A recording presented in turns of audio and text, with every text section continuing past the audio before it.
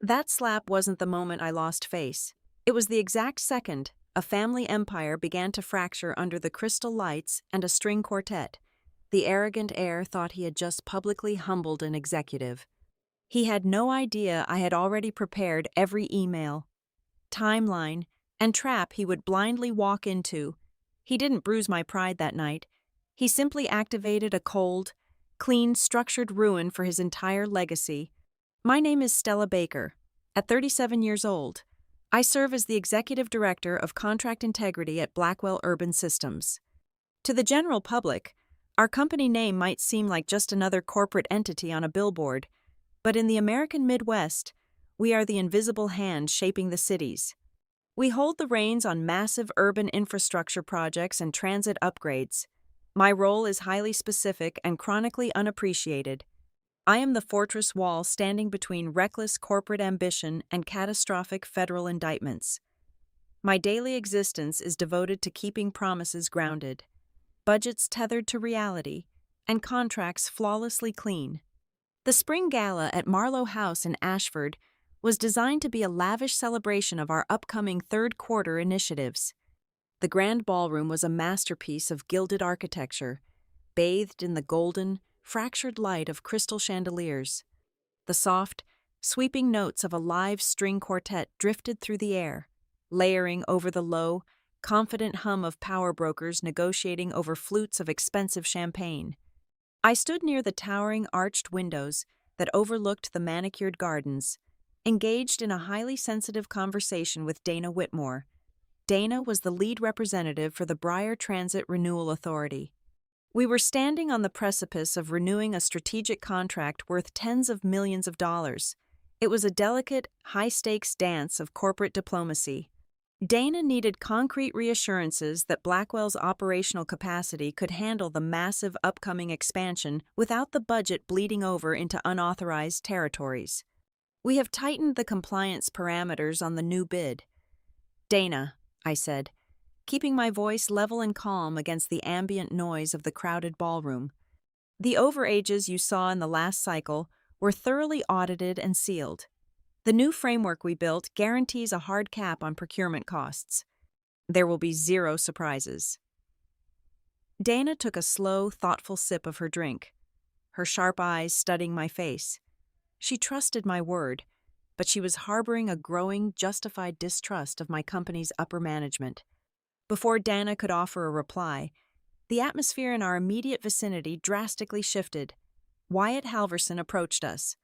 Wyatt was the son of our chief executive officer, Grant Halverson. He carried himself with the unearned, suffocating arrogance of a young man who had never been told the word for weeks. A quiet, toxic pressure had been steadily building between us. I had systematically intercepted and blocked a half-dozen of his erratic, highly irregular proposals. Wyatt possessed the reckless impatience of inherited power, genuinely believing that standard operating procedures were merely suggestions meant for employees who did not share his last name. Tonight, his face was flushed with anger, his jaw tight with accumulated irritation from my constant refusal to bend the rules for him. He did not offer a professional greeting.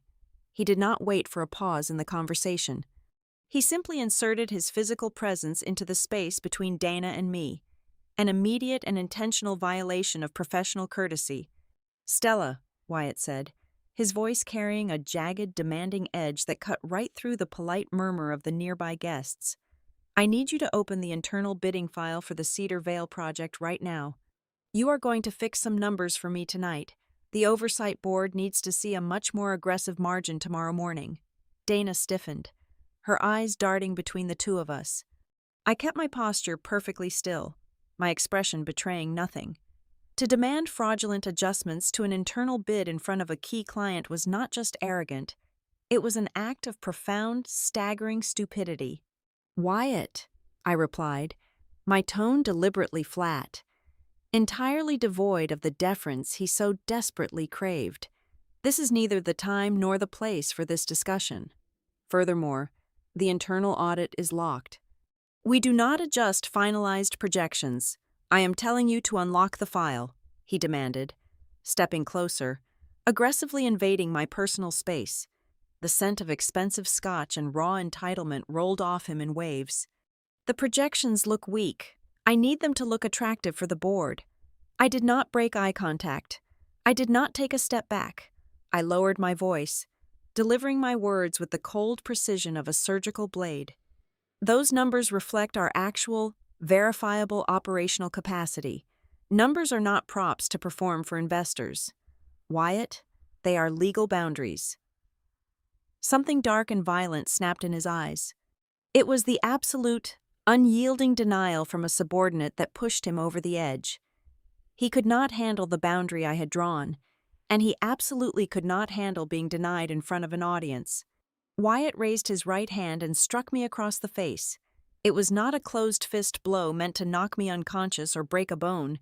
It was an open-handed slap, sharp, cracking, and incredibly loud. It was a gesture designed entirely for maximum humiliation. The physical sting was immediate, a sudden, blinding rush of heat blossoming across my left cheek. But the physical pain was utterly insignificant compared to the intent behind the motion. It was a public execution of my professional authority. It was his way of marking his territory, proving to everyone present that he could physically discipline an executive director in a room full of millionaires and face absolutely zero consequences. The effect on the grand ballroom was instantaneous and catastrophic. The low hum of sophisticated conversation vanished, sucked out of the enormous room in a single, collective gasp. The string quartet faltered abruptly, a violinist scraping a harsh, discordant note before the music died completely. A heavy, suffocating silence crashed down on us. I felt the eyes of over 200 powerful people burning into my skin. Some guests physically recoiled, turning their faces away in secondhand horror and embarrassment. Others froze in place, staring in raw, unadulterated shock.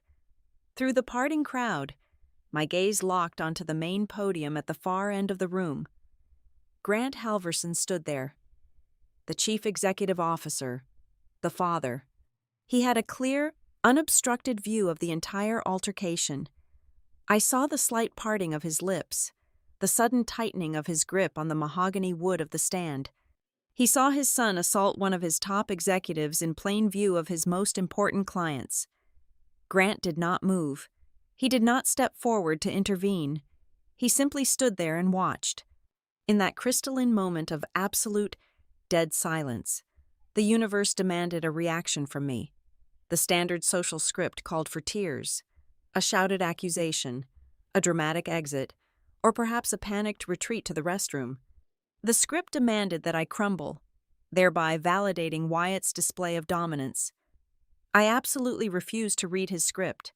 I did not bring a hand up to touch my burning cheek. I did not shed a single tear. I did not raise my voice or attempt to strike him back. I drew a slow, perfectly measured breath, grounding myself in the physical reality of the marble floor beneath my heels. I looked at Wyatt. I gave him one singular, empty look. It was a look that completely stripped him of his executive title, his family name, and his perceived power. I looked at him not as a dangerous threat, but as a critical error in a spreadsheet that I was about to delete. Then, I calmly turned my head back to Dana Whitmore. She was pale, her mouth slightly open in shock, her glass trembling slightly in her hand. As I was saying, "Dana," I kept my voice perfectly steady, ensuring every single syllable was clear and resonant in the dead quiet of the room. The framework guarantees a hard cap. I will have my office send you the finalized compliance report on Monday morning. Enjoy the rest of your evening. I gave her a polite, practiced nod. Without glancing back at Wyatt or acknowledging the paralyzed crowd, I turned and walked toward the grand exit. My pace was deliberate, measured, and completely unhurried. I listened to the sharp, rhythmic click of my heels against the floor, the only sound echoing in the cavernous space.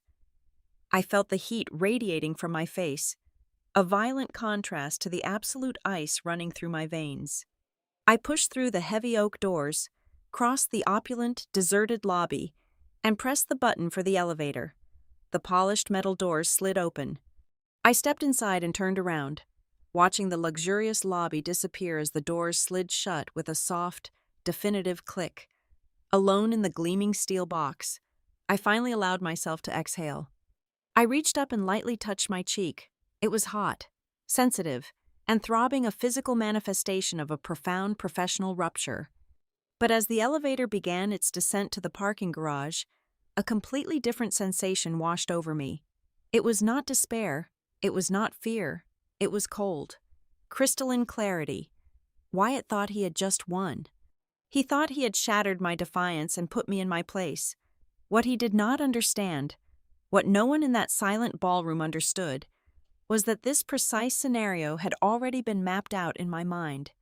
When you work for a corporate dynasty that believes itself to be untouchable, you do not simply hope for their good behavior, you build a vault of their sins. I knew Wyatt was volatile. I knew his incompetence was matched only by his aggressive insecurity. I had anticipated that eventually, his frustration would bypass hidden professional sabotage and spill over into overt, undeniable self-destruction. This was not the first time I had prepared for the possibility that Wyatt Halverson would publicly dismantle his own life. I had been quietly, methodically archiving his toxic footprint for months.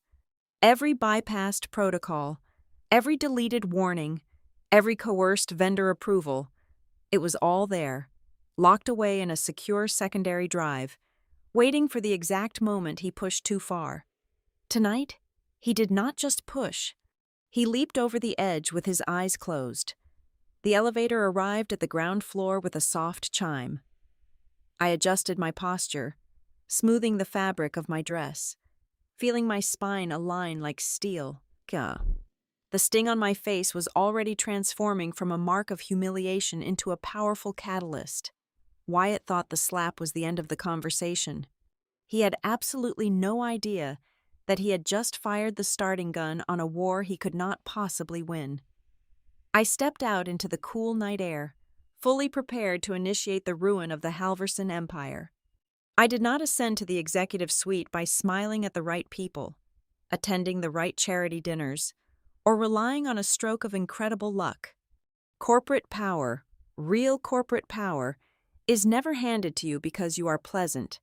It is surrendered to you because you become the only person capable of holding the ceiling up when the pillars start to crack. 7 years ago, Blackwell Urban Systems was a company on the absolute brink of total collapse. The board had authorized a phase of hyper-aggressive expansion across the Midwest, gobbling up municipal contracts we simply did not have the internal infrastructure to support. We were bleeding capital, facing a mountain of regulatory fines, and staring down the barrel of multiple breach of contract lawsuits. They brought me in to stop the bleeding. Over those 7 years, I did not just patch the holes. I tore the company down to its studs and rebuilt the entire contract control framework from scratch. I became the invisible architect of our survival. While the sales division sold municipal dreams, I was the one who kept those massive, sprawling projects from sliding off the rails. I spent countless nights rewriting toxic files, dragging doomed negotiations back from the edge of the abyss, and translating the delusional sky-high commitments made by our acquisitions team into legally viable, physically possible realities. I built a system of checks and balances so rigorous that our legal liability dropped by 90% within my first 3 years. I earned my authority through the brutal, unglamorous work of saying no to bad ideas and forcing accountability onto a culture that historically despised it. Then, Grant Halverson decided it was time to introduce the Crown Prince to the kingdom. Wyatt Halverson was 26 years old when his father parachuted him into the C-suite. He arrived with the freshly minted, entirely fabricated title of Executive Vice President of Growth. Anyone with a passing knowledge of his background knew the truth. His actual resume consisted of a string of spectacularly failed boutique investment ventures, all quietly bailed out by family money and cleverly disguised behind a smokescreen of flashy, disruptive corporate jargon. He had never managed a construction site. He had never negotiated a union dispute. He had never sat across from a federal auditor. Yet, on his very first week at Blackwell, he was given a corner office that dwarfed the workspaces of veteran directors who had spent 2 decades actually building the company's wealth. Wyatt immediately began to operate under a singular, toxic delusion. He behaved as though the name Halverson printed on his business card was the only empirical proof of competence he would ever need. The most dangerous thing about Wyatt was not that he was stupid. If he had been a complete idiot, he would have been easy to isolate and manage. But Wyatt was sharp in all the wrong ways. He possessed a superficial but highly effective intelligence. He knew how to read a spreadsheet. He knew exactly how to tailor his vocabulary to mesmerize a room full of venture capitalists. He understood the intoxicating magnetic effect of projecting absolute, unshakable confidence. He could sell a vision. What he fundamentally lacked was any comprehension of the boundary line between aggressive financial modeling and objective, physical reality. I recognized his operating pattern within his first month on the floor. Wyatt had a pathological need to bend the universe to his immediate desires. In his mind, numbers were supposed to look better than the actual field reports dictated. Deadlines were supposed to be faster than our physical engineering capacity allowed. And most importantly, when those fabricated timelines inevitably shattered and the inflated budgets collapsed, the responsibility was always supposed to land squarely on the shoulders of someone else. He viewed my compliance framework not as a safety mechanism, but as a personal insult to his authority. He began treating our established vetting protocols like minor inconveniences to be steamrolled. He would demand that supply chain estimates be slashed by 20% just to make a quarterly projection look more aggressive. He would try to fast-track municipal bids without securing the required environmental impact studies, assuming we could simply pay the fines later and bury the cost in the margins.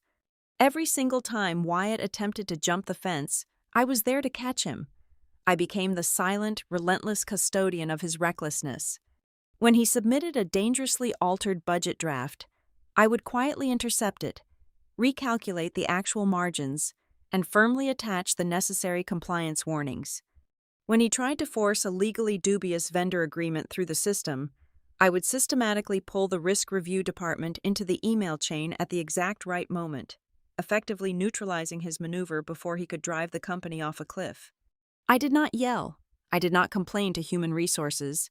I simply built an invisible, impenetrable cage of procedure around him. Naturally, this infuriated him. But my ultimate realization regarding the true threat to my career did not come from Wyatt's tantrums. It came from the man sitting in the absolute center of power. Grant Halverson was fully aware that his son was a walking liability. As the chief executive officer, it was his fiduciary duty to protect the firm from internal threats. Instead, he chose the path of a cowardly father. Rather than publicly reprimanding Wyatt or stripping him of his unearned authority, Grant opted for a strategy of quiet, suffocating complicity. He would occasionally call me into his massive, wood-paneled office late in the evening. He would pour 2 glasses of sparkling water, sit back in his leather chair, and offer me a tired, conspiratorial smile. "You have to understand the pressure he is under, Stella," Grant would say, keeping his voice low and soothing. "He is young, he has incredible drive, but he is still learning the ropes. I need you to have a little more patience with him, guide him. He respects you, even if he does not show it yet." It was a masterclass in soft manipulation. Grant was asking the woman who had saved his company to act as a permanent, unpaid babysitter for a grown man who was actively trying to sabotage her work. He was asking me to absorb his son's professional violence so that the Halverson illusion of competence could remain intact. Those private meetings were the catalyst for my shift in perspective. As I sat across from Grant, listening to him rationalize fraud and gross negligence as youthful exuberance, the reality of my situation crystallized. Wyatt was certainly a dangerous, arrogant obstacle. He was a reckless child playing with heavy machinery. But the true, existential threat to Blackwell urban systems and to my own survival was not the prince. It was the king. Grant Halverson honestly believed he could suspend the laws of cause and effect indefinitely. He believed his wealth and his title gave him the power to delay the consequences of his son's actions forever. He thought he could simply rely on my competence to quietly clean up the blood every time Wyatt swung the knife. He was wrong. A system can only absorb so much poison before it fundamentally breaks down. By protecting his son from the rules that governed the rest of us, Grant was slowly disassembling the very foundation I had spent 7 years building. He was making a calculated gamble that my loyalty to the institution would outweigh my instinct for self-preservation. That was his fatal miscalculation. I was not a loyal servant to the Halverson bloodline. I was a guardian of the system, and if the greatest threat to the system was the family that owned it, then my mandate was absolutely clear. I left his office after one of those patronizing conversations, walked back to my desk, and began to carefully, meticulously outline the architecture of their downfall. The friction shifted from a cold war of passive resistance into a direct, volatile confrontation on a mundane Tuesday afternoon. The catalyst was not a massive structural failure or a lost municipal bid, but a fragile ego violently bruised in a standard cross-departmental review. During the morning strategy session, Wyatt had stood in front of the executive board and projected a 25% quarterly growth margin for the upcoming regional transit expansion. It was a dazzling, aggressive number designed entirely to make him look like an unstoppable visionary to his father and the visiting investors. Evelyn Ross, our head of internal bidding, had simply raised her hand. With the quiet, devastating efficiency of a veteran auditor, she systematically dismantled his entire presentation. She pointed out that global steel shortages and union labor caps meant the physical supply chain could only support a maximum of a 7% increase. She did not mock him. She did not raise her voice. She merely placed the immutable, concrete facts on the boardroom table, exposing his financial fiction in front of the entire senior leadership team. 2 hours later, Wyatt marched into my office, his face a tight mask of barely contained fury, and shoved the heavy glass door completely shut. "I want Evelyn Ross entirely removed from the bidding team by Friday afternoon," he demanded, skipping any form of professional greeting. He paced across the carpet, glaring at the city skyline outside my window as if the buildings had personally offended him. "Terminate her contract. Reassign her to a dead-end desk in compliance. I do not care how you frame it to human resources, but I want her gone." I remained seated behind my desk, resting my hands flat against the cool surface. Evelyn is our lead infrastructure estimator. She is the individual who just locked down the primary operational logistics for the Cedar Vale corridor. That is a $90 million municipal package that we absolutely would have lost without her precision. You cannot fire her. Wyatt stopped pacing and leaned over my desk, planting both hands heavily on the polished wood. "I am the executive vice president of growth. I decide who provides value to this organization." She embarrassed me in front of the managing directors. "She is a bottleneck, and she lacks vision. Her assessment of your quarterly projections was mathematically flawless," I replied, holding his furious gaze with absolute neutrality. "She did her job. She prevented you from submitting a fraudulent, unachievable timeline to the Oversight Committee." His jaw clenched so tightly I could see the muscles jumping beneath his skin. "You are forgetting your place. This department belongs to me now. It operates under my mandate. You have exactly 2 choices here. You either fall in line and execute my orders, or you can start preparing for a very difficult, very short remainder of your career at this firm." The threat was naked, clumsy, and entirely devoid of corporate sophistication. He was a man wielding a sledgehammer because he did not understand how to pick a lock. "A title on a business door does not grant you the right to break the process," I said. My voice was low, devoid of any heat or panic. "You cannot fire an indispensable asset simply because accurate math hurt your feelings." That single sentence severed whatever thin, frayed wire of tolerance still existed between us. He hated me in that moment with a pure, unadulterated intensity. He realized he could not intimidate me into firing Evelyn, and he lacked the unilateral administrative clearance to bypass me and do it himself. Instead of exploding, he abruptly changed tactics. He stood up straight, yanked a thick, aggressively branded folder from his leather briefcase, and dropped it onto my keyboard. The heavy thud echoed in the quiet room. "Fine," he snapped, his voice dropping to a dangerous, serrated whisper. If you are so utterly committed to doing your job, then do this. Orleans Civic Partners. They are a new, agile, young, and bold subcontracting firm. I want them approved and integrated into the supply chain matrix by tomorrow morning. Push the file through your compliance filter today. Do not ask questions. Do not run it through a multi-week audit. He turned and walked out of my office, leaving the glass door slightly ajar. I spent the next 3 hours dissecting the Orleans Civic Partners dossier. It did not take a forensic accountant to smell the rot. The stench of impropriety rose off the pages almost instantly. The file was a masterclass in corporate camouflage. Wyatt had pitched them as a dynamic, disruptive force in urban development. The reality printed on the pages was a terrifying liability trap. Orleans possessed absolutely no verifiable operational history in heavy municipal infrastructure. Their general liability insurance was capped at a laughable $2 million, which would not even cover the legal retainer fees if a single crane collapsed on a metropolitan worksite. They lacked the heavy machinery fleets required for the scope of the projects they were bidding on, but the most glaring red flag was buried deep within the financial structuring. The primary cost lines looked standard, but the attached appendices were a convoluted labyrinth of administrative surcharges, variable consulting fees, and phantom logistical expenses.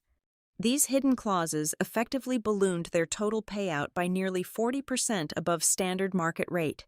This was not an agile subcontractor. This was an engineered financial siphon designed to drain project budgets into anonymous pockets. I picked up my office phone and dialed Wyatt's direct extension. He answered on the first ring, clearly waiting for my call. I have reviewed the Orleans file, I stated. They do not meet a single baseline requirement for a Tier 1 vendor. Their insurance is practically non-existent, and the cost structure in Appendix D is wildly inflated. I am denying the approval. I am legally obligated to flag this vendor as a high-risk entity. A heavy, aggravated sigh crackled through the receiver. You are looking at the minor details and missing the entire macro strategy. We need them on the roster to satisfy the diversity and modernization quota for the upcoming state bid. Just push the approval through the system. I cannot approve a vendor that exposes the firm to this magnitude of unmitigated financial and legal risk, I insisted. Listen to me, Wyatt said, his tone dripping with profound condescension. Smart people know when to make the numbers look good first, and fix the reality later. Just sign off on the preliminary integration. We can audit their insurance policies next quarter after the state board hands us the check. He hung up the phone before I could respond. The silence in my office felt heavy, charged with a new, distinct type of danger. The demand regarding Evelyn Ross had been an act of bruised pride. The directive regarding Orleans Civic Partners was an explicit, documented demand to commit corporate fraud on a massive scale. I did not call him back to argue. I did not storm into the executive suite to debate the morality of the situation. Arguing with Wyatt was a pointless exercise in teaching a predator about empathy. He did not care about the physical safety of our work sites, and he certainly did not care about the legal exposure of the firm. Instead, I turned my attention back to my dual monitors. I minimized the active spreadsheets and opened a deeply buried, encrypted partition on my local hard drive. I created a new, unmarked master folder with slow, methodical precision. I began to harvest the raw data. I pulled the complete server logs of his internal communications, isolating every message containing the word Orleans. I saved the time-stamped audio file of the voicemail he had left my assistant demanding the fast-track approval. I dug into the shared network architecture and retrieved the initial, deleted drafts of the Orleans proposal, meticulously comparing them against the sanitized version he had dropped on my desk to highlight the specific risk warnings he had manually erased. I documented the exact hour and minute of every coercive email, every irregular demand, and every attempt to bypass the established legal framework. I even restored a deleted thread where he had explicitly ordered an internal risk assessor to look the other way. This was the exact moment the fundamental nature of the conflict transformed. It was no longer a personality clash between a seasoned executive and a nepotism hire. It was no longer a battle over office politics, bruised egos, or territorial control over a department. It was a silent, absolute war for survival. On one side stood a man who genuinely believed his family name was a magic spell that could bend the laws of finance, physics, and liability to his will. On the other side stood the architect of the system, quietly, invisibly building the gallows out of his own arrogant words. I dragged the final piece of evidence into the encrypted vault, locked the digital drive, and prepared for the bloodbath I knew was inevitable. I did not prepare to win a shouting match in the hallway. I prepared to survive a corporate execution. When a person with immense unearned power realizes you are the only thing standing between them and what they want, they do not negotiate. They eliminate. I understood that my refusal to approve the Oraline Civic Partners file was not just a bureaucratic roadblock. It was a declaration of war. If I was going to survive the inevitable retaliation, I needed more than just a locked folder on my hard drive. I needed to weaponize the very system they were trying to break. My first quiet move was to establish a perimeter with the legal department. I scheduled a brief, undocumented coffee with Nora Bell. Nora was our internal legal counsel, a woman renowned throughout Blackwell for her absolute, unshakable caution. She was the kind of lawyer who saw liability in a sunny weather forecast. I did not walk into her office and declare that the chief executive officer's son was attempting to commit fraud. That would have triggered an automatic, uncontrollable internal investigation that Wyatt would have immediately crushed. Instead, I sat across from her and posed a series of highly technical, deliberately neutral hypothetical questions. "Nora," I said, taking a slow sip of my coffee, "I am reviewing our current boundary lines regarding signature authority. If a Tier 1 executive directive forcefully bypasses the standard compliance matrix on a vendor approval, where does the fiduciary liability legally settle? Does it remain with the executive, or does it cascade down to the departmental director who processed the mandate?" Nora narrowed her eyes slightly, her legal instincts instantly calculating the hidden weight of the question. "Standard indemnification protects the director, provided there is a documented trail of objection," she replied carefully. "If the executive overrides a formal risk flag, they absorb the liability. Why do you ask?" "Stella, are we facing a structural override, just performing a routine stress test of our protocols?" I lied smoothly, giving her a professional smile. "I want to ensure the architecture holds if the pressure increases." Nora did not push further, but she understood the subtext. I had planted the seed. Next, I invited Miles Rowan, the head of internal audit, to review a select handful of recent vendor integration requests. Miles was a man of numbers, entirely devoid of political ambition. I framed the invitation purely under the guise of a process risk assessment. I did not use the word whistleblower. I simply handed him the sanitized versions of Wyatt's demands, alongside the actual operational realities of the subcontractors he was pushing. Miles spent 2 hours looking over the discrepancies. I watched his brow furrow as he traced the inflated margins and the missing insurance parameters. I let the silence stretch, allowing him to discover the anomalies on his own. When he finally looked up, his expression was grave. I had officially placed the scent of blood in front of the auditor. He would start looking closer at the growth division, and he would do it independently of me. As I continued my own deep dive into Oraline Civic Partners, the picture grew infinitely darker. The initial lack of insurance and operational history was just the surface incompetence. The actual structure of Oraline was a masterpiece of corporate parasitism. They were not designed to complete infrastructure projects. They were designed to secure a contract with a low initial bid, only to immediately flood the system with emergency change orders. These change orders were manufactured crises, unexpected soil toxicity, sudden material shortages, rapid weather delays that legally allowed the subcontractor to demand massive, unbudgeted payouts directly from Blackwell's contingency funds. Then came the discovery that elevated the situation from gross negligence to deliberate theft.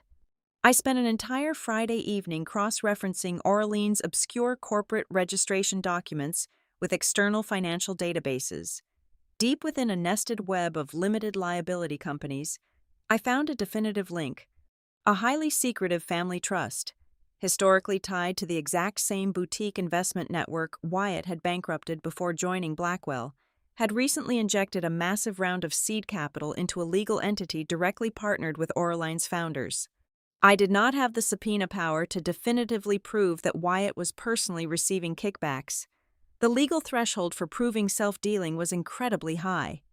But my intuition, honed over 7 years of hunting corporate ghosts, screamed the truth. This was not a young, arrogant kid trying to show off with a flashy new vendor.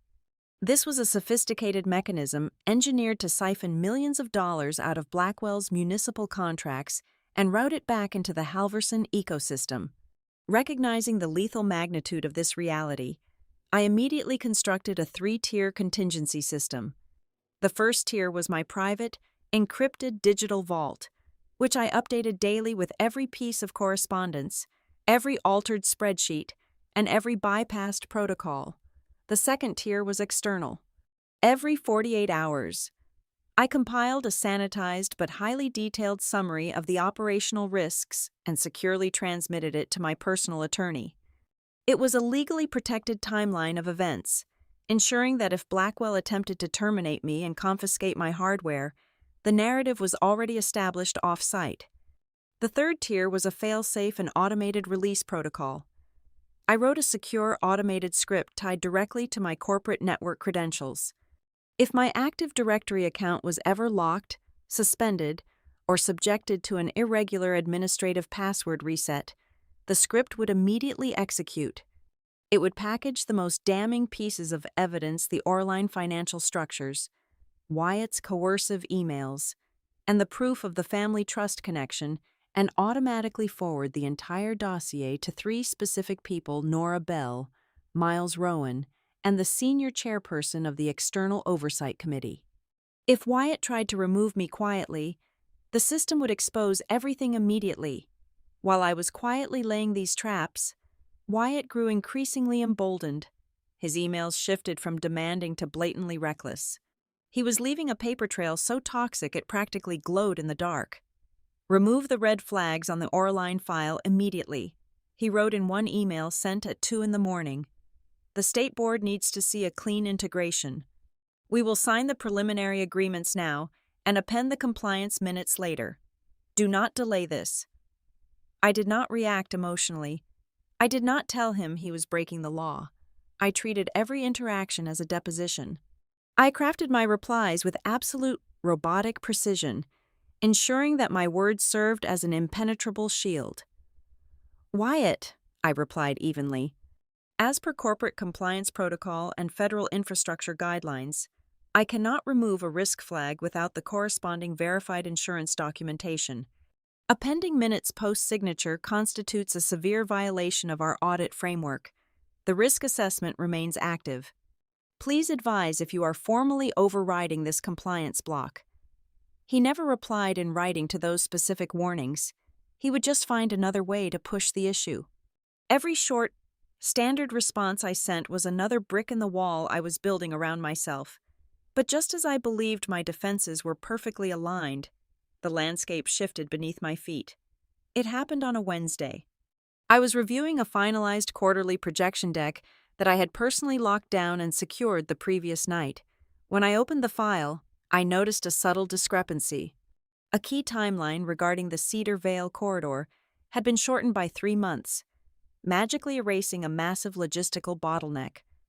Wyatt did not have the administrative clearance to edit a locked compliance document. I immediately pulled the back-end access logs to see how he had bypassed the security matrix. The log revealed the digital fingerprint of the edit.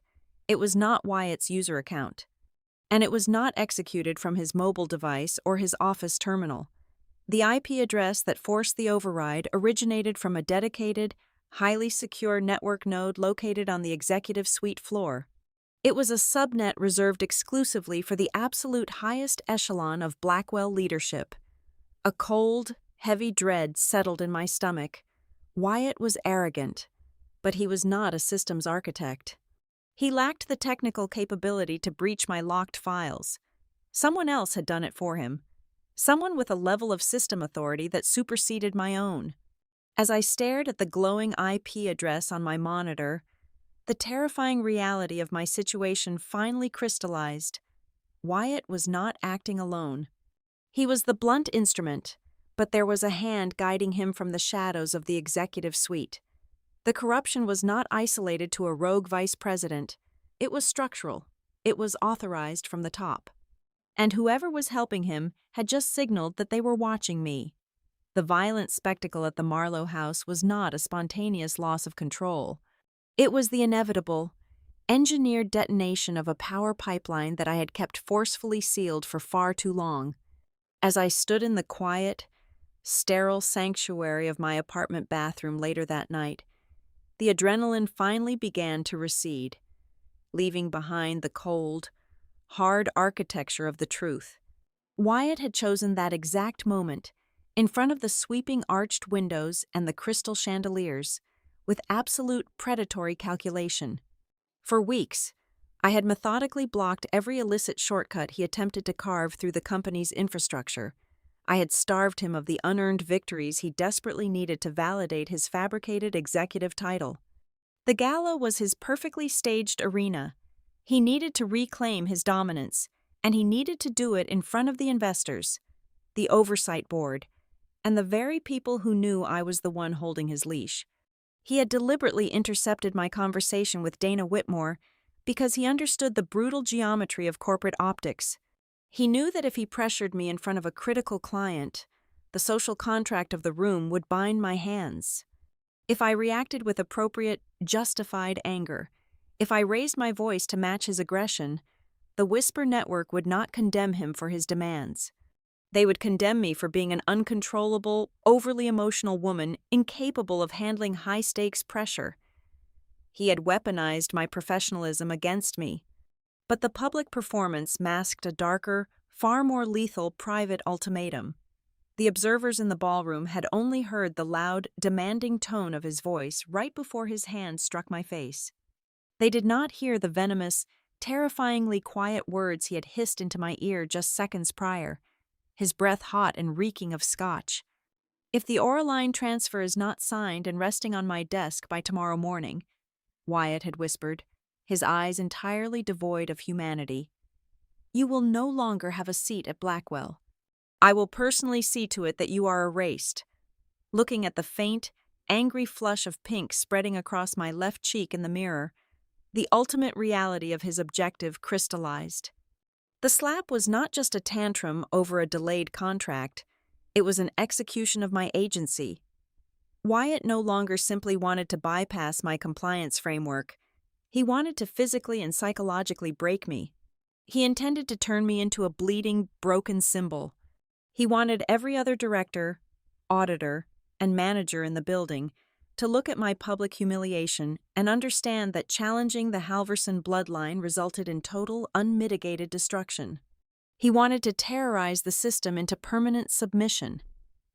I rested my hands on the edge of the porcelain sink and allowed the raw, suffocating wave of profound humiliation to finally wash over me. I let it burn in my chest. I let the sheer, nauseating indignity of being struck like an animal by a lesser man flood my nervous system. I gave myself exactly 3 minutes to feel the absolute depth of the degradation. When the 3rd minute passed, I shut the emotion off like a valve. I walked out of the bathroom, moved into my home office, and opened my laptop. The screen illuminated the dark room. I bypassed the standard network protocols and accessed the encrypted partitions of my 3-tier contingency system. I verified the automated data packets containing the Oraline financial structures, the coercive emails, and the undeniable proof of his family trust connection. The dead man's switch was fully armed and waiting in the shadows. Then, I drafted a direct, unencrypted email to the chief executive officer. I did not attach the full arsenal of evidence, I attached just enough to prove that I was holding the knife. I included the timestamp demands, a summary of the fraudulent margin inflation, and a formal documented account of the physical assault that had just occurred in his presence. I typed the subject line with slow, deliberate keystrokes. You need to see what your son has done and what he has been trying to do. I hit send. The message vanished into the digital ether, bound for Grant Halverson's inbox. I did not sleep that night. I sat in the darkness of my living room, watching the city lights shift and fade as the hours bled into the early morning. I did not cry over the throbbing heat in my cheek. The physical strike was irrelevant. My grief was reserved for a much deeper, far more devastating casualty. I was mourning the final, absolute death of my own corporate idealism. For 7 years, I had labored under the naive, dangerous illusion that if I protected the firm would protect me. I believed that unyielding loyalty to the rules would eventually be rewarded with institutional justice. Staring into the dark, I finally accepted the brutal truth. If I continued to wait for fairness, I would be slaughtered. The only way out was through the fire. The next morning, the sky over the city was a bruised, heavy gray. I walked into the Blackwell Tower at exactly 7 o'clock, my posture rigid, my expression wiped completely clean. As the elevator carried me up to the executive suite, I ran through the 3 strategic scenarios I had spent the entire night mapping out. Scenario 1. Grant would act as the seasoned, responsible leader, horrified by the insurmountable legal liability his son had created, and he would immediately move to protect me and the firm. Scenario 2. Grant would fully embrace his nepotism, aggressively cover for Wyatt, and attempt to intimidate me into silence with threats of termination and industry blacklisting. Scenario 3. Grant would act purely on self-preservation, recognizing the radioactive nature of the situation, and coldly sacrifice both of us to appease the oversight board and maintain the company's market valuation. I was fully prepared to counter every single one of those maneuvers. I was not prepared for the terrifying reality of what Grant actually chose to do. When his assistant ushered me into his sprawling, mahogany-paneled office, Grant was standing by the window. He turned to face me. His expression was not angry, defensive, or panicked. It was a mask of deep, manufactured sorrow. He gestured for me to sit in the heavy leather chair opposite his desk. He did not immediately sit down himself. He walked over, poured a cup of black coffee from a silver carafe, and placed it gently on the desk in front of me. The gesture was sickeningly paternal. "Stella," Grant began, his voice dropping an octave into a register of soothing, resonant empathy. He looked directly at my face, letting his eyes linger for a fraction of a second on the area where his son had struck me, before meeting my gaze with a perfectly calculated look of heavy regret. "I read your preliminary file. I stayed up the entire night reviewing the logs. I want you to know that I hear you. I see the immense burden you have been carrying." He finally sat down, folding his hands resting on the pristine leather blotter. He was a portrait of a wise, weary king managing a tragic internal crisis. "The behavior Wyatt displayed last night was categorically unacceptable," Grant continued, shaking his head slowly. "There is no excuse for a lapse in composure of that magnitude. You are an invaluable architect of this company's success. Your safety and your professional dignity are paramount to me." For a fleeting, dangerous second, the delivery was so flawless I almost believed him. But I remembered the network logs. I remembered the IP address from this exact floor that had secretly bypassed my security protocols to alter the internal bids. He was putting on a masterclass in crisis management, and I was the crisis. He was pretending to validate my trauma. He was acknowledging the assault just enough to make me feel heard, effectively disarming my immediate instinct to fight. But as I watched the microscopic tightening of the muscles around his eyes, I realized the horrifying truth. He had no intention of disciplining Wyatt. He had no intention of investigating the Oraline fraud. Grant Halverson was using this meeting to project an illusion of safety, while his mind was already operating 10 steps ahead. meticulously calculating exactly how to quietly, surgically dump the entire toxic catastrophe onto my shoulders and bury me alive under the wreckage. Grant closed the beige folder. He had spent exactly 4 minutes reading the preliminary summary I had provided. 4 minutes was more than enough time for a man of his intellect to comprehend the devastating legal implications of the vendor manipulation, the altered timestamps, and the documented witness accounts of the assault. He aligned the edges of the paper with the edge of his mahogany desk, a gesture of absolute chilling control. "We need to de-escalate," Grant said. His voice was completely devoid of shock or anger. It was the polished, sterile tone of a man managing a minor public relations inconvenience. "There is no de-escalation available for this scenario, Grant," I replied, keeping my posture rigid. "This has escalated far beyond a standard departmental friction. We are actively looking at document fraud, calculated subcontractor manipulation with Oraline Civic Partners, and your son committing a public, unprovoked physical assault against an executive director." Grant offered a soft, dismissive sigh, steepling his fingers beneath his chin. He was deliberately attempting to shrink the magnitude of the crisis using the power of softened vocabulary. "What happened last night was unfortunate," Grant countered smoothly. "It was an immature reaction in a high-pressure environment. Wyatt is carrying an immense load regarding the municipal transit expansion." He snapped. "It was a lapse in judgment, and I assure you, he will be reprimanded privately. But throwing words around like fraud and manipulation is a dangerous game. Stella, we must not let emotions dictate our corporate strategy." He was trying to sanitize the violence. He was trying to wrap a criminal offense in the comforting corporate language of stress management. "A physical strike is not a lapse in judgment," I stated, my voice dropping to a colder register. "It is an assault. The altered financial margins are not emotional interpretations. They are verifiable liabilities. I am formally requesting Wyatt be placed on immediate suspension, and I am initiating a mandatory, independent review of the entire growth division by an external auditing firm." Grant looked at me for a long, silent moment. The mask of the concerned father vanished, replaced instantly by the ruthless calculus of a corporate survivor. "I cannot allow you to initiate an external audit," Grant said, his tone turning to flat steel. "In fact, given the highly volatile nature of these accusations and your obvious personal distress regarding the incident at the Gala, Human Resources and I have made a joint decision. Effective immediately, you are being placed on paid administrative leave." The air in the room suddenly felt thin, as if the ventilation system had just sucked the oxygen from the space. "Administrative leave," I repeated, the sheer audacity of the maneuver washing over me. "To ensure neutrality," Grant added, not blinking.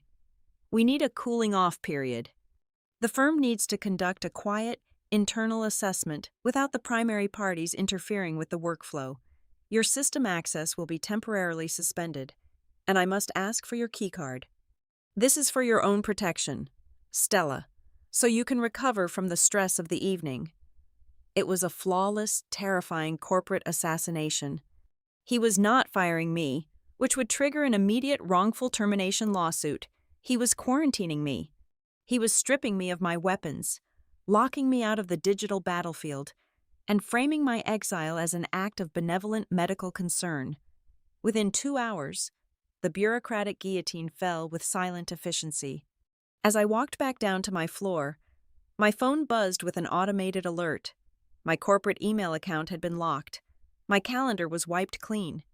All my upcoming strategy meetings with municipal clients were instantly deleted from the shared server.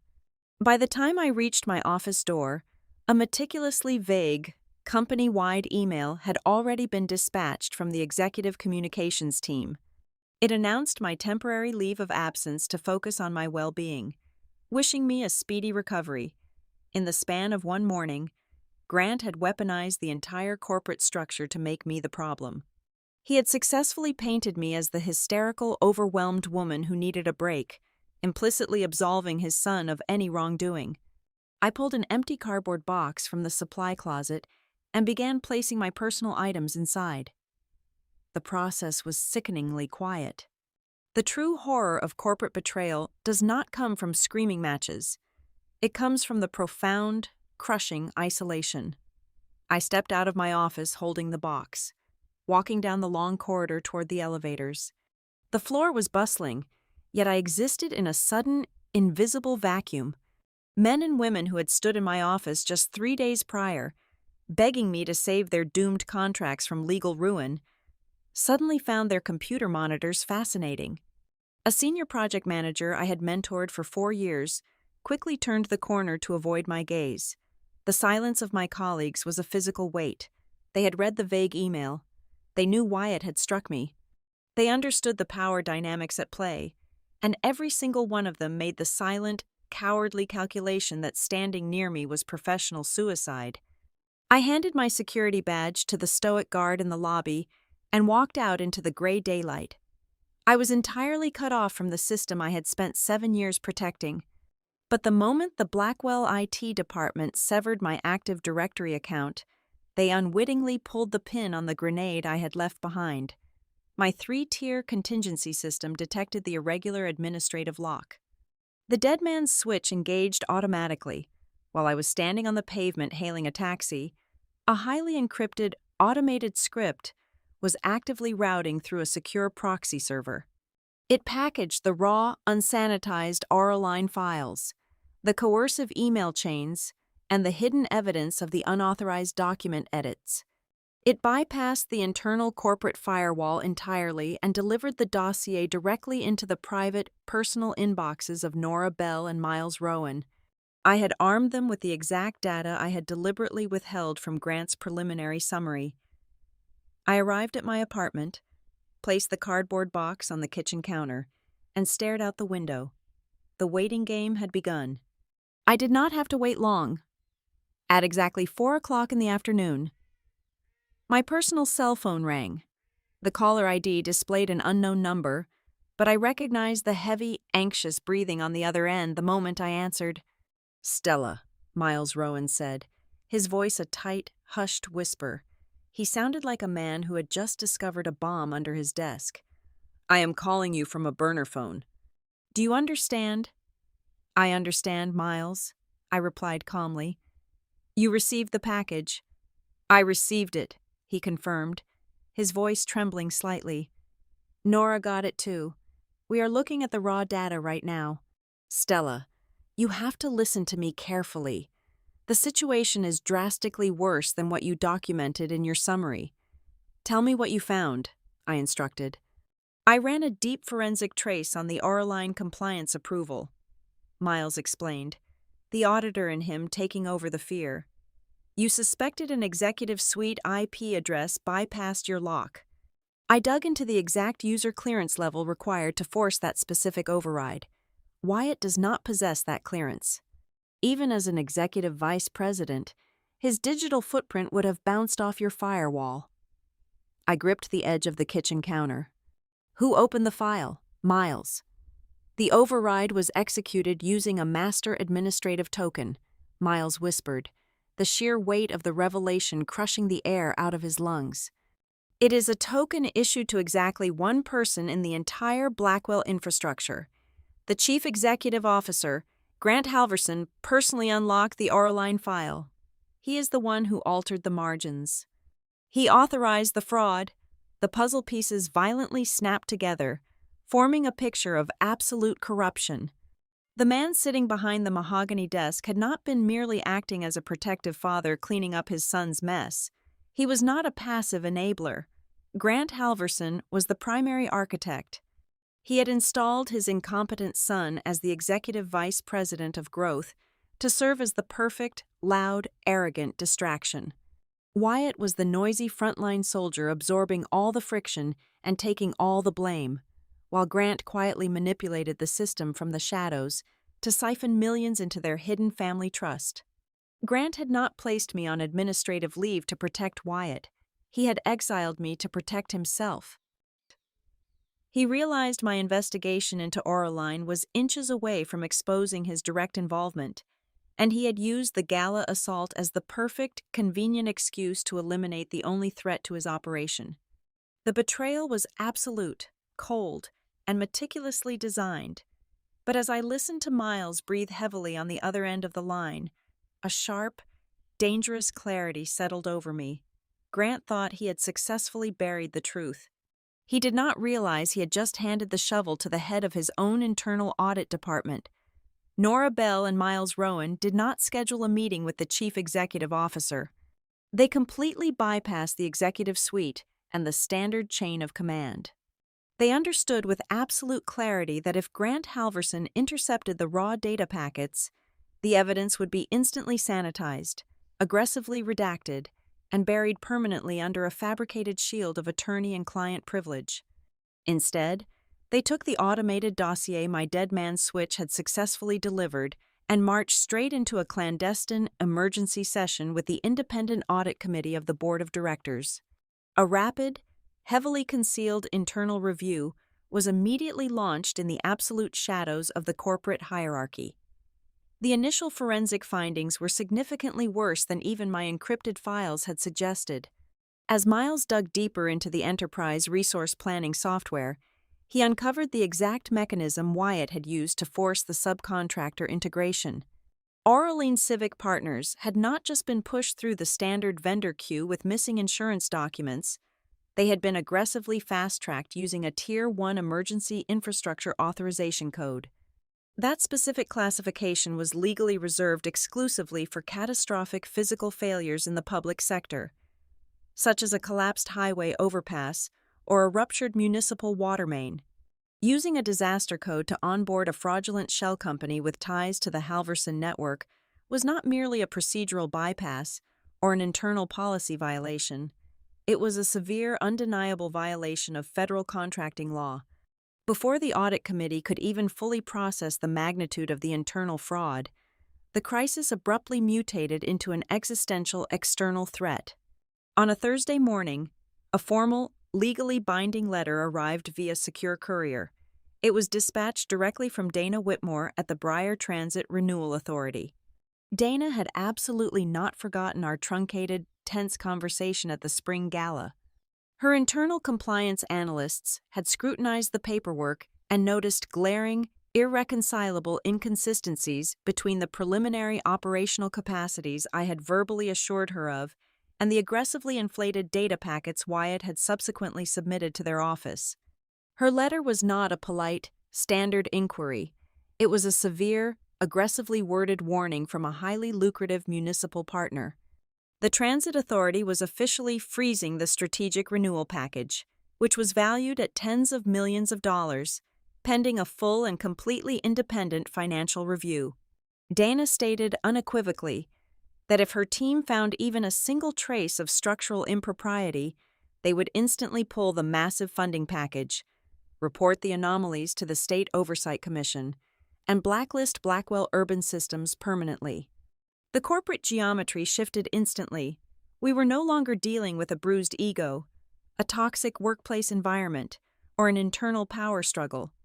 We were staring directly down the barrel of a catastrophic default, a complete collapse of institutional reputation with our primary funders, and the looming terror of an invasive, uncontrollable external audit. 72 hours after I had been marched out of the building carrying a cardboard box, my phone rang. I was formally summoned back to the tower. I was escorted by external security contractors straight to the heavily soundproofed boardroom on the highest floor of the building. The closed-door session with the audit committee and the senior board members was already fiercely underway. The ambient temperature in the room felt freezing, chilled by the massive air conditioning units and the suffocating tension radiating from the mahogany table. I walked into the room. I did not wear the invisible, heavy scars of a woman who had been publicly struck and humiliated. I wore a perfectly tailored charcoal suit and carried a single unmarked physical binder. I took the designated seat at the far end of the long table. I did not sit down and play the traumatized victim seeking emotional vindication.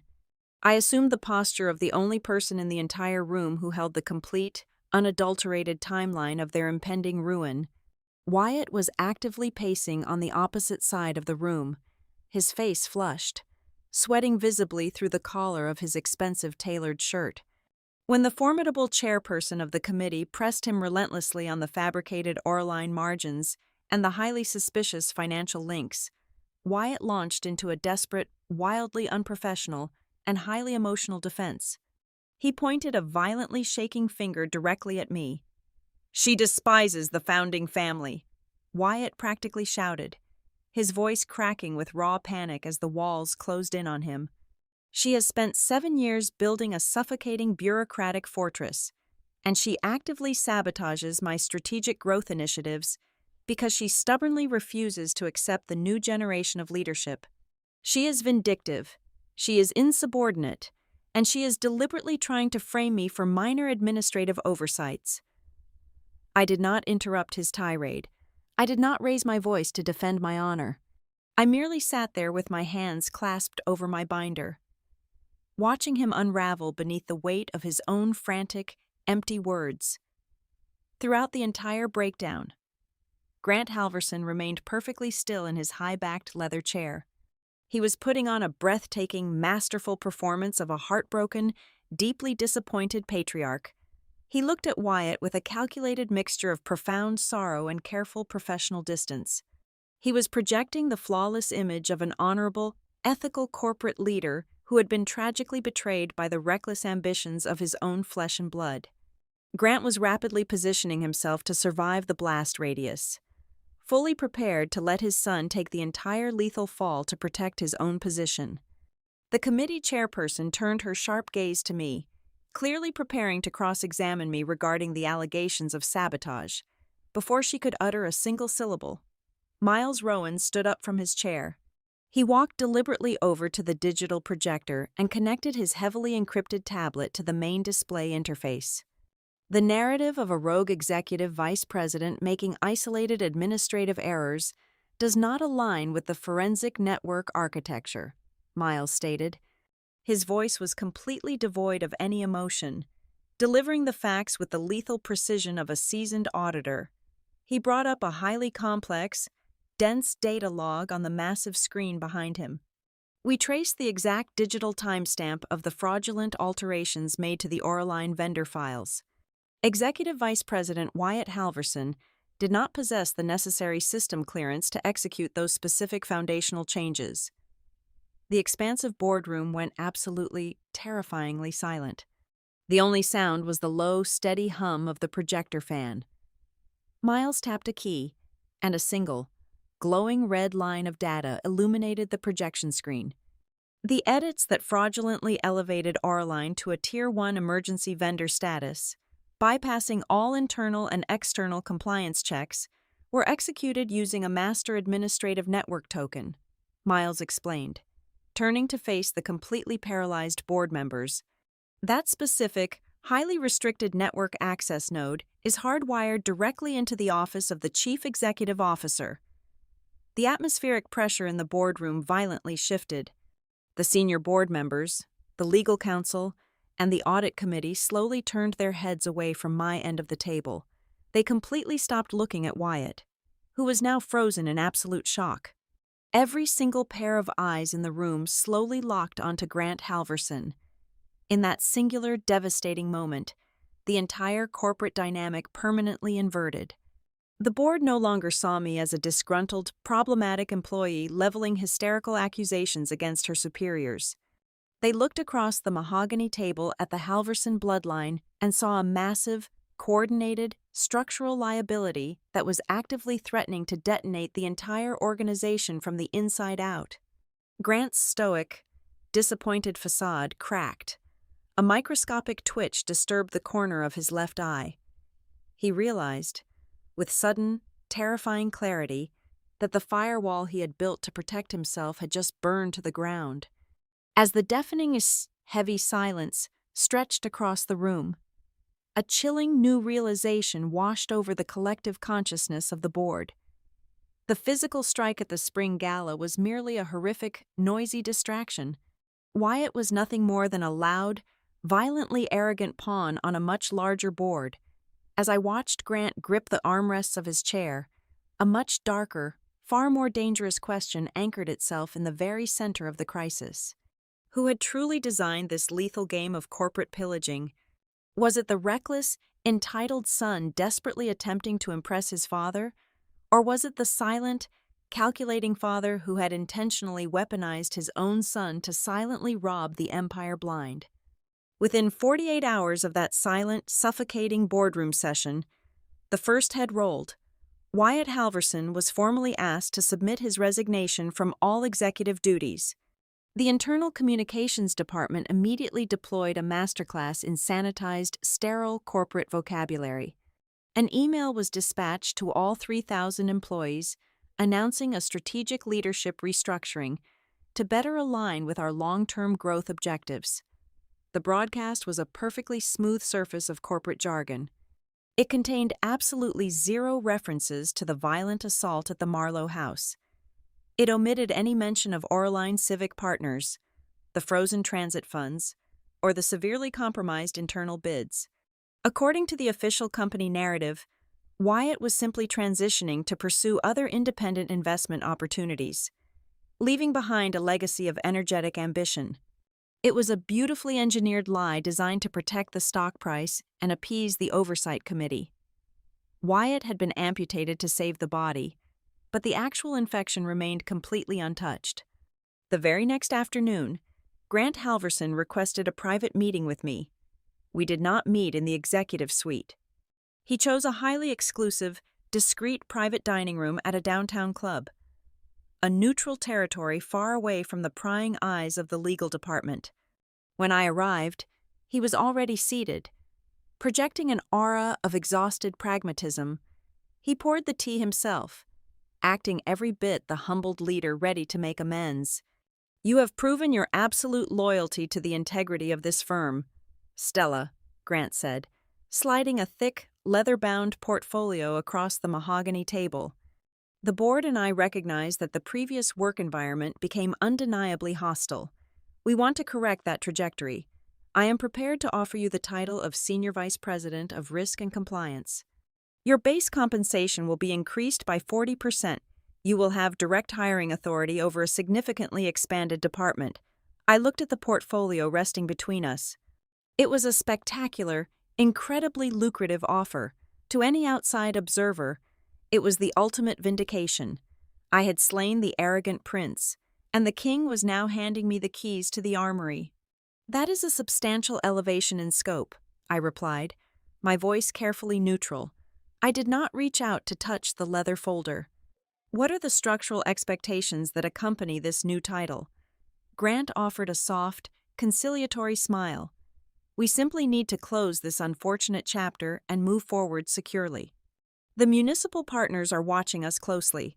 The contract in that folder includes a comprehensive, retroactive non-disclosure agreement regarding the events leading up to the gala. It is a standard protective measure for the firm. We cannot have a senior vice president actively litigating the past while trying to build the future." It was a gilded cage, constructed with flawless legal precision. Grant was not rewarding my competence. He was attempting to purchase my silence. He knew my reputation with the transit authorities was the only asset capable of unfreezing the massive municipal funds. He intended to use my face and my credibility to restore external trust, while simultaneously locking me inside a heavy velvet-lined box where I could never again reference the foundational rot I had uncovered. "I will need my independent counsel to review the terms over the weekend," I told him, finally placing my hand flat on the portfolio. I did not say yes, and I absolutely did not say no. I needed to see exactly how deep the trap was set. Grant nodded smoothly, though a micro-expression of impatience briefly hardened his jaw. "Take all the time you need. Stella, I am confident you will see this is the best path forward for everyone." When I returned to my apartment that evening, I poured myself a single glass of water and spread the settlement documents across my dining table. I bypassed the dazzling compensation figures and the impressive title definitions, hunting exclusively for the structural mechanisms hidden in the fine print. I found the poison pill buried deep within Section 8, under a vaguely titled clause regarding data architecture continuity. The clause explicitly mandated that upon my acceptance of the new role, all server logs, compliance drafts, and back-end digital access records originating prior to the date of the spring gala would be permanently sealed under executive privilege. No internal auditor would be permitted to access that historical data without the direct written authorization of the chief executive officer. The realization was cold and absolute. Grant was perfectly willing to sacrifice Wyatt. He was perfectly willing to pay me $500,000 a year to act as his compliance figurehead, but he was utterly terrified of the master administrative network token. He needed me to voluntarily sign away my legal right to ever look at that executive IP address again. As I sat there digesting the sheer audacity of his legal maneuver, a heavy knock echoed from my front door. I walked over and looked through the peephole. The hallway was completely empty. When I opened the door, I found a plain, unmarked manila envelope resting on the floor mat. I brought it inside, broke the seal, and slid the contents onto the table. It was a single sheet of paper. It was a photocopied, handwritten page of meeting minutes. The handwriting was sharp, meticulous, and instantly recognizable. It belonged to the former executive secretary of the board, a woman who had abruptly taken early retirement 2 months prior. The notes detailed a closed-door strategy session between Grant and Wyatt that had taken place long before the conflict over Oraline Civic Partners had fully erupted. I read the specific transcribed quote halfway down the page. Grant had been advising his son on how to handle my continuous blockades of their inflated projections. Grant had stated, "Stella will either sign the integration documents, or she will be isolated, starved of resources, and publicly undermined until she has to leave the firm on her own. You do not break the process, Wyatt. You break the person guarding it." I read the sentence 3 times. The faint, lingering phantom heat of the slap on my cheek suddenly felt entirely irrelevant. Until this exact moment, a small, stubborn part of my corporate conditioning had desperately wanted to believe that Wyatt was simply a catastrophic anomaly. I had wanted to believe that Grant was merely a weak father who had lost control of a reckless heir. This single piece of paper obliterated that naive comfort entirely. Wyatt was not an error in the system. Wyatt was the precise, intended product of his father. Grant had actively mentored his son in the dark arts of psychological corporate warfare. Grant had taught him that compliance was a myth, that rules were meant only for subordinates, and that brute force and isolation were the correct tools to manage uncooperative employees. Wyatt had humiliated me because his father had given him the unspoken structural permission to see me as an object that needed to be broken. I carefully folded the photocopied page and placed it next to the multi-million-dollar settlement offer. The contrast was physically nauseating. I made my decision in the absolute, silent stillness of my apartment. I would not accept the title of Senior Vice President. I would not sign the non-disclosure agreement. I would not allow myself to be absorbed back into a toxic architecture just to serve as a human shield for a corrupt king. Grant believed he could manage me with a combination of money, a fancy office, and an ironclad gag order. He believed he had already won the war by offering me a surrender wrapped in gold. My vendetta was no longer about the public humiliation in the ballroom. It was no longer about ensuring a spoiled young man lost his job. Wyatt was already gone, discarded by the very man who had weaponized him. My target shifted upward. I was going to return to Blackwell Urban Systems, but I would not do it on Grant Halverson's terms. I would only return when my conditions were integrated directly into the foundational bylaws of the corporation itself. I was no longer fighting to win an argument or to protect a single municipal contract. I was preparing to dismantle the exact mechanism of power that had created the Halverson dynasty. When Grant Halverson realized I was not going to quietly accept the gilded cage and the massive pay increase, his strategy immediately shifted from containment to character assassination. He did not launch a public attack. He operated entirely in the shadows, executing a meticulously crafted whisper campaign designed to soften my reputation and erode my credibility within the boardroom. Over the course of 5 days, highly placed proxies began making discreet phone calls to the independent directors. The narrative was subtly rewritten. I was no longer the brilliant, indispensable architect of corporate compliance. Suddenly, I was described as overly emotional and fundamentally difficult to work with. They seeded the toxic idea that I had deliberately exaggerated a standard internal conflict with his son purely to orchestrate a ruthless power grab. The timing of his smear campaign was devastatingly precise. We were exactly 14 days away from a massive, comprehensive evaluation cycle with the primary funding syndicate that bankrolled our largest urban infrastructure initiatives. This supervisory group controlled hundreds of millions of dollars in capital. If they caught wind of a protracted, bloody civil war within the executive suite, they would instantly slash our corporate valuation or pull their financial backing entirely. The board of directors, utterly terrified by the prospect of total financial ruin, began to waver.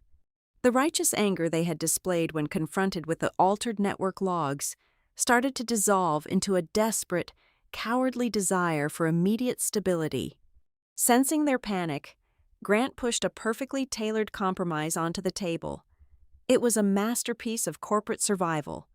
He proposed a finalized structure where Wyatt remained permanently exiled from the firm, completely satisfying the board's demand for accountability. In exchange, I would be reinstated immediately, but only in an acting, interim executive capacity to oversee the damage control. The vital linchpin of his proposal, however, was his own position. Grant argued passionately that he absolutely must retain his seat as chief executive officer to guarantee strategic continuity and project confidence for the funding syndicate during the volatile transition period. Through the lens of my experience salvaging dozens of doomed contracts, I saw the trap with crystalline clarity. If I accepted that compromise, I would be doing exactly what I had always done, cleaning up the catastrophic wreckage created by the Halverson family. I would act as his highly competent janitor, restoring faith with the municipal partners and the financiers, while Grant retained his absolute grip on the dynasty and the ultimate power. Once the funding was fully secured and the crisis faded from memory, my interim title would quietly expire, and he would easily replace me with someone far more compliant. I was completely cornered. The board was ready to eagerly accept his compromise to save the company's valuation, and my refusal would only validate his insidious rumor that I was an irrational, power-hungry rogue employee holding the firm hostage. Then, Nora Bell walked into my apartment on a rainy Tuesday evening and handed me the final, lethal weapon. She bypassed any formal greeting, dropping a thin, heavily secured file onto my kitchen counter. It was not an internal Blackwell document. It was a formal compliance certification mandated by the external funding syndicate, a legally binding guarantee that all internal auditing processes and vendor vetting protocols were fully intact, accurate, and functioning without any executive interference. "Look at the signature line," Nora instructed, her voice tight with a potent mixture of fear and profound triumph. "And then look at the date." I scanned the heavy cardstock. At the absolute bottom of the page, beneath a dense paragraph swearing to the integrity of our risk management framework, was Grant Halverson's distinct signature. I shifted my eyes to the digital date stamped next to his name. The breath caught sharply in my throat. He had signed and submitted this legally binding guarantee to the external financiers on the exact same Tuesday that I had been flooding his private inbox with urgent, documented warnings regarding the Oraline Civic Partners fraud. This single piece of paper entirely obliterated his final line of defense. Grant could no longer claim he was an ignorant executive who had been tragically deceived by his reckless son. He could no longer blame administrative oversight or a breakdown in communication. He had formally, legally certified the absolute safety of the entire corporate vehicle, while actively holding the very directives that were stripping the brakes. He had committed direct documented fraud against the people holding the money. "We do not release this immediately," I told Nora, my mind rapidly assembling the exact architecture of his destruction. "If we hand this to the board right now, Grant will deploy his massive legal team to bury it in procedural technicalities and delay tactics. We have to trap him in a room with the financiers. We have to let him lock the door himself. Over the next 48 hours, Nora, Miles Rowan, and I worked in absolute secrecy to build an irrefutable, chronological sequence of events. We did not rely on emotional appeals, character judgments, or subjective interpretations of corporate policy. We built a timeline out of pure concrete. We started with the initial coercive emails from Wyatt, demanding the fraudulent margin increases. We layered in the undeniable network access logs, proving Grant had personally unlocked the restricted files from the executive suite to force the subcontractor integration. We placed the newly discovered fraudulent funding certification at the exact center of the timeline, proving the chief executive officer's active deception of the investors. We followed it with the severe warning letter from Dana Whitmore, demonstrating the immediate and catastrophic financial fallout. Only at the very end of this devastating sequence did we place the documented evidence of the physical violence at the spring gala. By structuring the dossier this way, the slap was no longer the emotional centerpiece of a standard human resources complaint. It was the brutal, desperate punctuation mark at the end of a massive, coordinated corporate cover-up. It was the physical manifestation of a corrupt system violently lashing out because its fraud had finally been cornered. The night before the final, mandatory joint session between the Blackwell Board of Directors and the Supervisory Funding Syndicate, I sat alone in the dark of my living room. The thick, finalized binder rested on the glass coffee table in front of me. The silence of the apartment was absolute, pressing heavily against my eardrums. I understood the terrifying gravity of what was about to happen the following morning. The people sitting in that room controlled my entire professional existence. If my delivery faltered, if Grant managed to successfully spin the narrative one final time using his undeniable charisma, the board would undoubtedly side with the man who owned the company. I would lose the career I had painstakingly built over 7 grueling years. I would be permanently blacklisted across the entire American Midwest, branded as a toxic, unstable whistleblower who had tried to destroy a legacy out of pure spite. But if the architecture held, if the concrete sequence of facts did its job without a single crack, I was going to trigger the silent, absolute collapse of the Halverson dynasty. When the sun finally rose, casting long, sharp shadows across the city skyline, I picked up the binder. I arrived at the Blackwell Tower, completely bypassed the whispering crowds in the lobby, and took the private elevator up to the executive floor. My pulse was a slow, perfectly steady rhythm against my wrists. I reached the heavy mahogany doors of the main boardroom, took one final, perfectly measured breath, and stepped inside. The joint session convened at exactly 9 o'clock in the morning inside the primary executive boardroom. The atmosphere was incredibly tense, heavy with the silent calculations of the external funding syndicate, who sat completely stone-faced on one side of the massive mahogany table. On the other side sat our board of directors, radiating a nervous, desperate energy.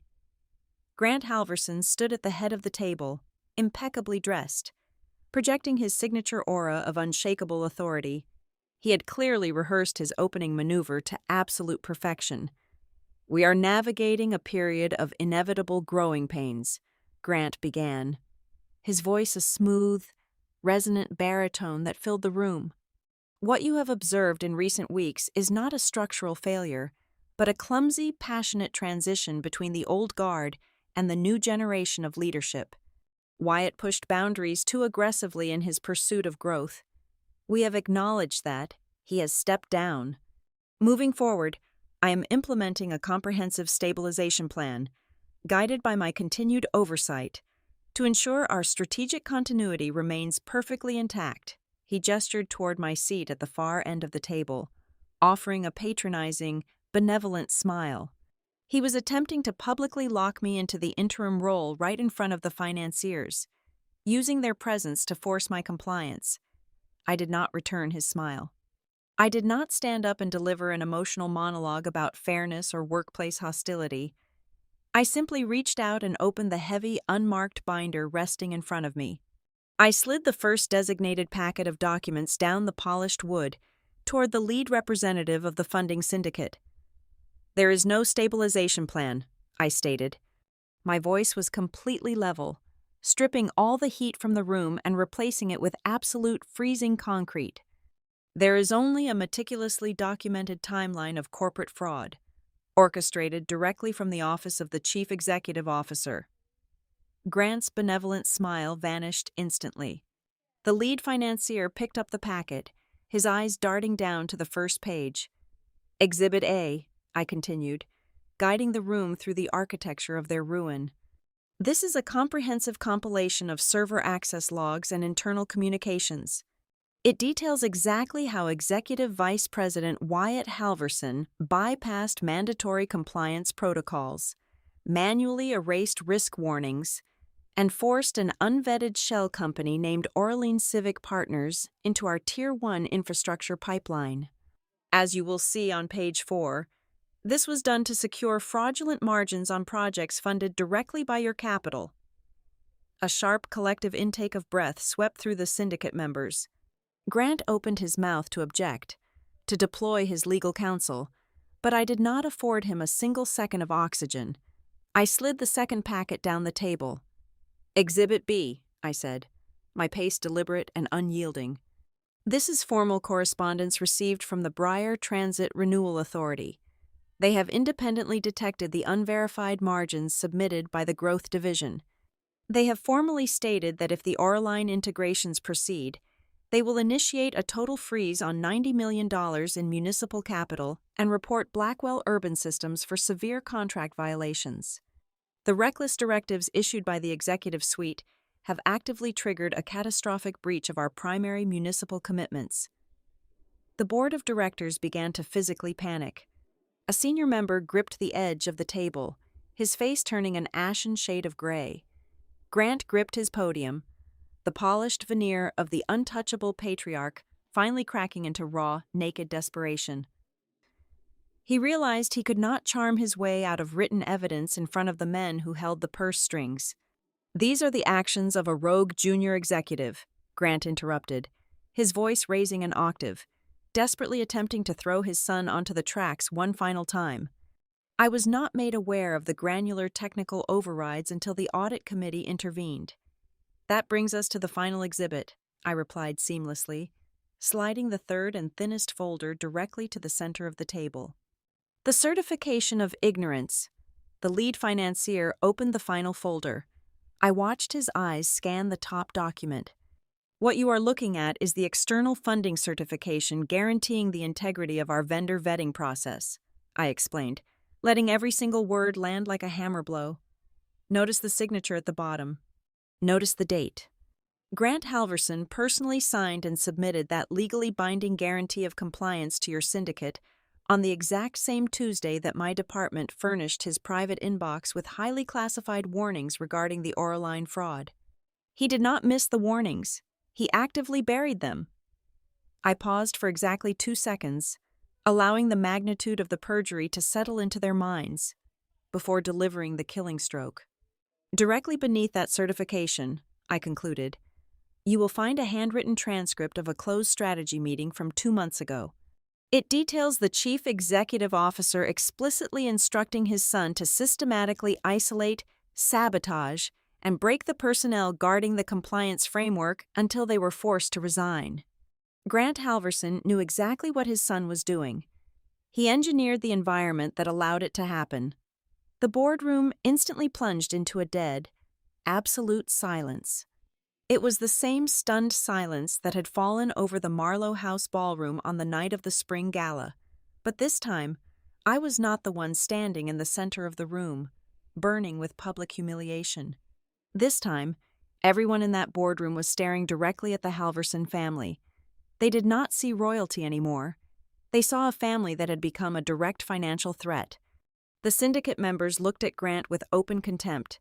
The execution was swift and utterly merciless. The funding syndicate demanded an immediate leadership purge, or they would pull their capital by the end of the business day. The board of directors held an emergency, binding vote right there in the room. By 3 o'clock that afternoon, the empire was dismantled. Wyatt was permanently legally barred from ever holding an executive or advisory role within the Blackwell infrastructure. Grant Halverson was brutally stripped of his title as Chief Executive Officer and entirely stripped of his power to appoint any family members to the operational board. The entire approval matrix was ordered to be rebuilt under strict, independent external oversight. Later that evening, the panicked board practically begged me to take the helm and restore faith with the transit authorities. I did not accept their desperate offers of temporary power.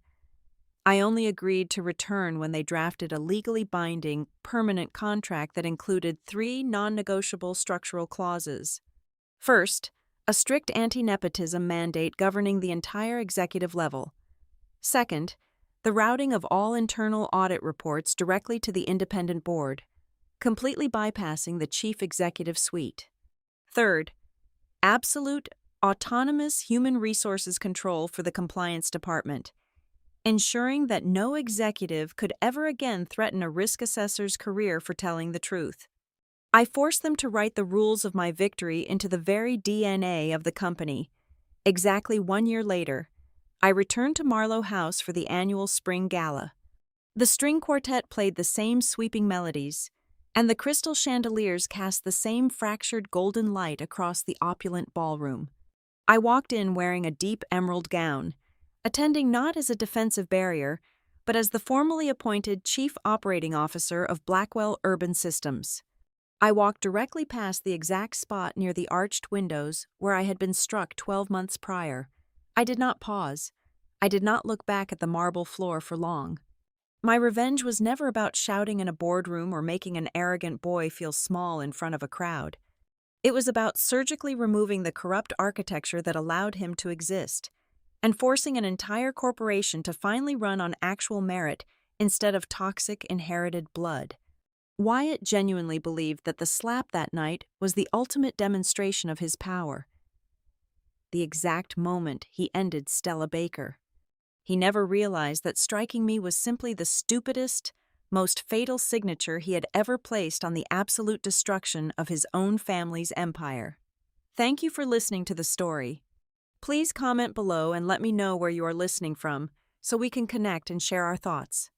If you enjoyed this journey, be sure to subscribe to Boss Revenge Stories, like the video, and hit the hype button so this story can be heard by more people.